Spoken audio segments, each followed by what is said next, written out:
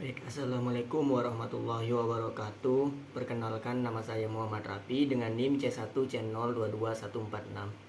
Baik, di sini saya akan menjelaskan sedikit PPT saya yang setelah saya buat, yaitu analisis deskriptif. Oleh dosen pengampu, Dr. Wirmi Eka Putra, SEMSI, CIKNR, CSRS. Baik, langsung saja masuk ke materinya, yaitu pengertian analisis deskriptif. Analisis deskriptif adalah penelitian yang dilakukan terhadap variabel-variabel mandiri tanpa membuat perbandingan atau menghubungkan dengan variabel yang lain. Suatu analisis yang berusaha menjawab pertanyaan seperti seberapa besar produktivitas kerja karyawan di PT A, lalu seberapa baik kepemimpinan etos kerja dan prestasi kerja karyawan Departemen X. Selanjutnya yaitu kita akan membahas apa tujuan analisis deskriptif.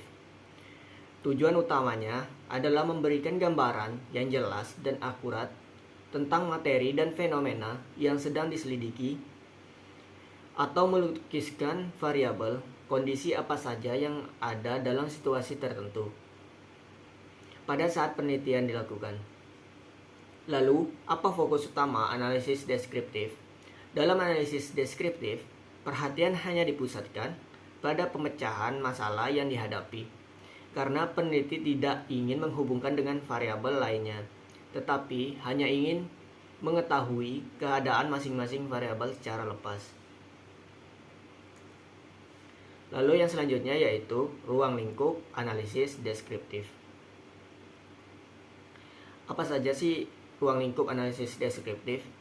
Ruang lingkup analisis deskriptif ada 11, yaitu yang pertama studi kasus, yang kedua survei, yang ketiga studi perkembangan, yang keempat studi tindak lanjut, yang kelima analisis dokumenter, yang keenam analisis kecenderungan, yang ketujuh studi korelasi, yang kedelapan studi perbandingan, yang kesembilan studi kemasyarakatan, yang ke-10 studi waktu dan gerak, dan yang ke-11 yaitu analisis kegiatan. Lalu selanjutnya kita akan membahas yaitu karakteristik analisis deskriptif.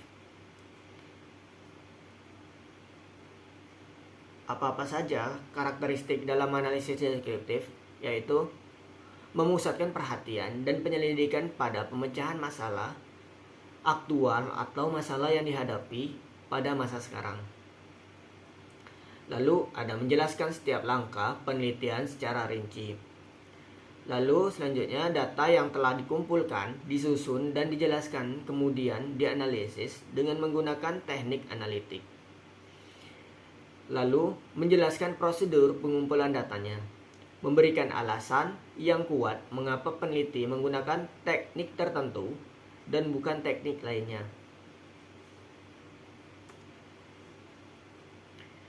Lalu selanjutnya yaitu langkah-langkah analisis deskriptif.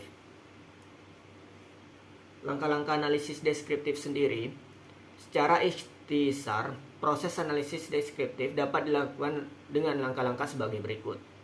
Yang pertama yaitu pernyataan masalah yang jelas, atau mengidentifikasi, memilih, dan merumuskan masalah. Yang kedua yaitu identifikasi informasi yang diperlukan untuk memecahkan masalah, atau melakukan pelacakan atau kajian pustaka. Yang ketiga yaitu merumuskan tujuan penelitian dan menguraikan kegunaan penelitian. Yang keempat ada menetapkan asumsi, ruang lingkup, dan batasan penelitian. Yang kelima yaitu membuat definisi dan istilah operasional. Yang keenam penentuan sumber data. Dan yang ketujuh yaitu identifikasi populasi sasaran dan penentuan prosedur penarikan sampel yang diperlukan. Yang kedelapan yaitu rancangan prosedur pengumpulan data dan pengolahan data atau reedukasi dan display data. Yang kesembilan ada analisis data, dan yang ke-10 pembuatan laporan.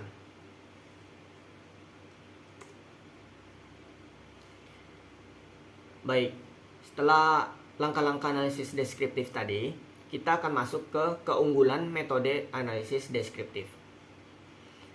Apa saja keunggulan dari metode analisis deskriptif? Ada yang pertama, banyak disukai oleh peneliti di berbagai bidang. Yang kedua, relatif mudah dilaksanakan. Yang ketiga, dapat memperoleh banyak informasi penting.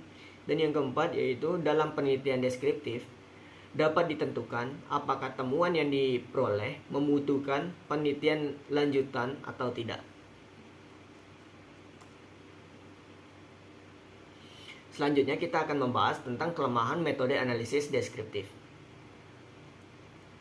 Yang pertama ada pengamatan pada subjek atau objek hanya sekali.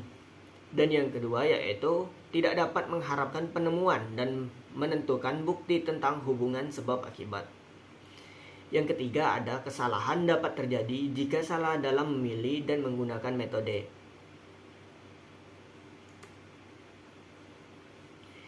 Baik, itu tadi penjelasan singkat tentang bagaimana analisis deskriptif. Baik, mungkin apabila ada salah kata mohon dimaafkan. Wabillahi taufiq wal hidayah. Wassalamualaikum warahmatullahi wabarakatuh.